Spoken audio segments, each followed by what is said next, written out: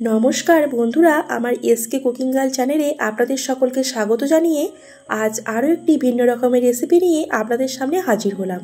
আজ আমি আপনাদের সঙ্গে পটলের একটি দুর্দান্ত স্বাদের ইউনিক রেসিপি শেয়ার করব। বন্ধুরা, আমরা তো পটলের বিভিন্ন রকম রেসিপি খেয়েছি, তবে আজকের রেসিপিটি একবার দেখুন, আশা করি আপনাদের সকলেরই ভালো লাগবে। চলুন তাহলে আজকের রেসিপিটি শুরু করা যাক। বন্ধুরা, রেসিপিটি শুরু করার আগে যারা যারা এখনও আমার চ্যানেলটিকে সাবস্ক্রাইব করেননি তারা অবশ্যই আমার চ্যানেলটিকে সাবস্ক্রাইব করে আমার পাশে থাকবেন। দেখুন, এখানে রেসিপিটি করার জন্য আমি এখানে 6টার মতো পটল নিয়েছি। আমি এখানে আমার বাড়ির সদস্য সংখ্যা অনুযায়ী পটল নিয়েছি। বন্ধুরা, আপনারা এখানে আপনাদের মন মতো পটল নিয়ে নেবেন, তবে পটলগুলি একটু কচি হলে ভালো হয়। পটলের বীজ শক্ত হয়ে গেলে এটা কিন্তু খেতে অতটা ভালো লাগবে না।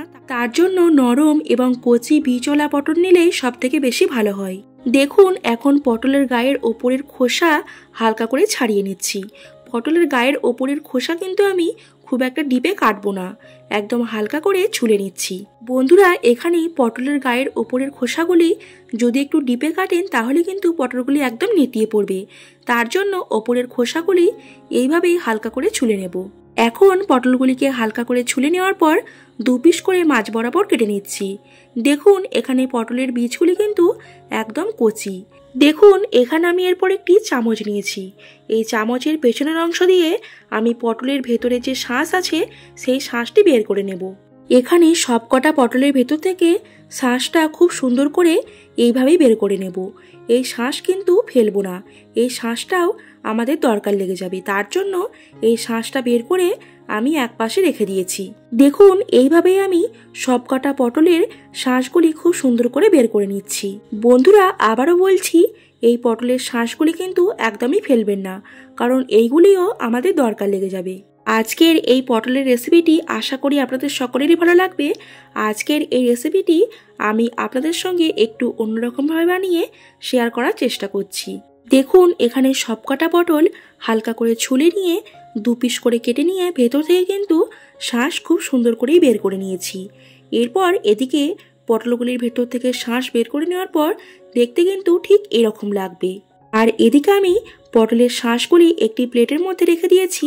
দেখুন, এখানে রেসিপির মধ্যে যা যা দেবো সমস্ত কিছুই রেডি করে নিয়েছি। টমেটো কুচি, পেঁয়াজ কুচি, লঙ্কা কুচি আর সামান্য পরিমাণ রসুন কুচি।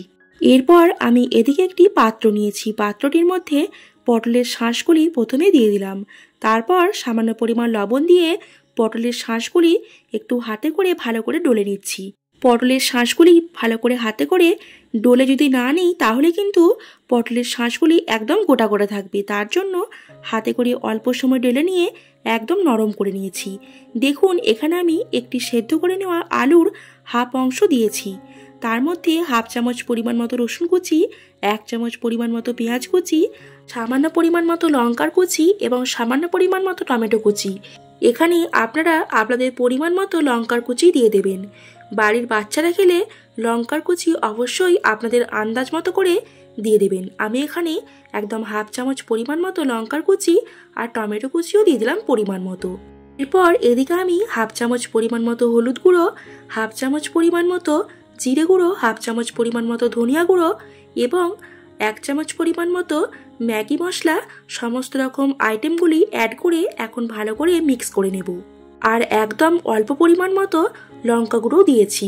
এখন দেখুন, সমস্ত রকম উপকরণগুলি একসাথে খুব ভালো করে মিক্স করে নিচ্ছি। দেখুন, এখানে আমি সমস্ত রকম উপকরণগুলি একদম ভালো করে মিক্স করে নিয়েছি। এরপর আমি এখানে 1 চামচ পরিমাণ মতো কর্নফ্লাওয়ার দিচ্ছি। বন্ধুরা, এখানে কিন্তু 1 চামচ পরিমাণ মতো কর্নফ্লাওয়ার দেবেন, তা না হলে এই যে পুর তৈরি করেছি এই পুরের মধ্যে আট ভাব আসবে না। তার জন্য আমি এখানে 1 চামচ পরিমাণ মতো কর্নফ্লাওয়ার দিয়ে আবারও খুব ভালো করে মাখিয়ে নিচ্ছি। এখন কর্নফ্লাওয়ার দিয়ে ভালো করে পুরটা মাখিয়ে নেওয়ার পর দেখুন, পুরের মধ্যে একটা শক্ত বা টাইট ভাব চলে এসেছে। পুরটা এইভাবে না মাখালে পটলের ভেতর থেকে কিন্তু খুব সহজেই বেরিয়ে আসবে। তার জন্য একটু টাইট করেই মাখতে হবে। দেখুন, এরপর আমি পটলগুলি নিয়ে নিয়েছি। এরপর পটলগুলির ভেতরে এক এক করে আস্তে আস্তে করে খুব সাবধানে পুর ভরে দিচ্ছি। এইভাবেই খুব সুন্দর করে সব কটা পটলের মধ্যেই এক এক করে পুর ভরে দেব। তবে বন্ধুরা, পুর কিন্তু একদম বেশি দেবেন না। যতটা পরিমাণ পুর লাগবে ততটা পরিমাণই দিয়ে দেবেন। বেশি পরিমাণ পুর দিলে যখন পটলগুলি ভাজবেন তখন কিন্তু পটলের ভেতর থেকে পুর বেরিয়ে যাওয়ার সম্ভাবনা থাকবে। তার জন্য একদম সমানভাবেই পটলের ভেতরে পুর দিয়ে দেবেন। দেখুন আমি এখানে চামচের সাহায্যেই সবকটা পটলের মধ্যে খুবই সাবধানে একদম আস্তে আস্তে পুর ভরে দিচ্ছি। বন্ধুরা আজকের রেসিপিটি কিন্তু একদম ঘরোয়া উপকরণ দিয়েই আপনাদের সঙ্গে বানিয়ে শেয়ার করছি। আপনারা কিন্তু সমস্ত রকম উপকরণগুলি রান্নাঘরের 4 দেওয়ালের মধ্যেই পেয়ে যাবেন। তবে আপনারা এখানে কর্নফ্লাওয়ার না থাকলে সামান্য পরিমাণ মতো ময়দাও দিতে পারেন, তাতে কিন্তু কোনো রকম অসুবিধা নেই। পটলের অনেক রকম রেসিপি খেয়েছেন, তবে আজকের রেসিপিটি একদম অন্যরকমভাবে তৈরি করেছি। আশা করি আপনাদের সকলেরই ভালো লাগবে।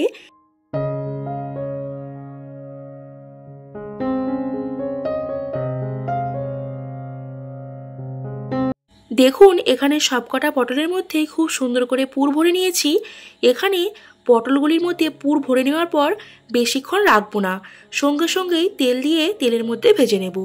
তার জন্য আমি এখানে ওভেনের মধ্যে কড়াই বসিয়ে দিয়েছি। কড়াইয়ে পরিমাণ মতো সর্ষের তেল দিলাম।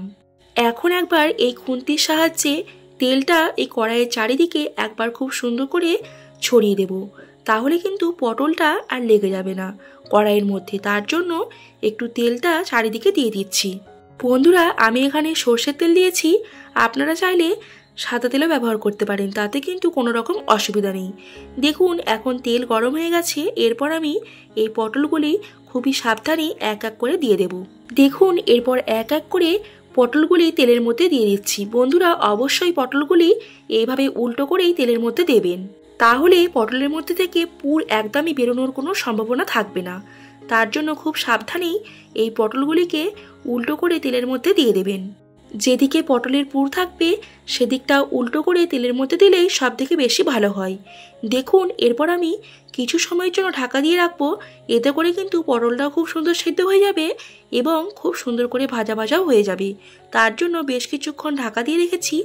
এরপর ঢাকা খুলে দিয়ে একবার এপিট ওপিট করে উল্টে পাল্টে নিচ্ছি। দেখুন বন্ধুরা আমি পটলগুলি এখানে খুবই সাবধানে আস্তে আস্তে করে উল্টে নিচ্ছি।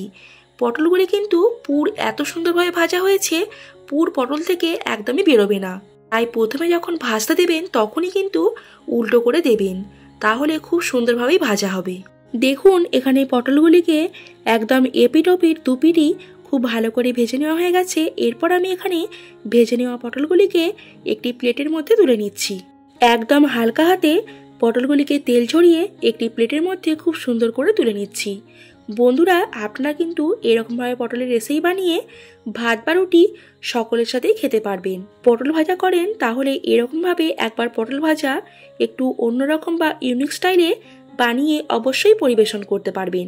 এইভাবে একবার ইউনিক স্টাইলের পুর ভরা পটল ভাজা রেসিপি বানিয়ে অবশ্যই বাড়ির সকলের সাথে পরিবেশন করুন। আশা করি বাড়ির সকলেই কিন্তু খুব আনন্দ পাবেন এবং আপনিও কিন্তু খুব প্রশংসা পাবেন। বন্ধুরা আজকের এই পুর ভরা পটলের রেসিপিটি আশা করি আপনাদের সকলেরই ভালো লেগেছে। আজকের এই রেসিপিটি যদি আপনাদের ভালো লেগে থাকে অবশ্যই লাইক করতে কিন্তু একদমই ভুলবেন না এবং পরবর্তী রেসিপিগুলি দেখার জন্য আমার চ্যানেলটিকে সাবস্ক্রাইব করে আমার পাশে থাকবেন। তাহলে বন্ধুরা আজকের রেসিপিটি আপনাদের কেমন লাগলো অবশ্যই কমেন্ট করে জানাবেন এবং পরবর্তী রেসিপিগুলি দেখার জন্য আমার চ্যানেলটিকে সাবস্ক্রাইব করে আমার পাশে থাকবেন। আপনারা সকলে ভালো থাকবেন, সুস্থ থাকবেন। আবার দেখা হচ্ছে পরের দিন নতুন কোনো একটা রেসিপি নিয়ে।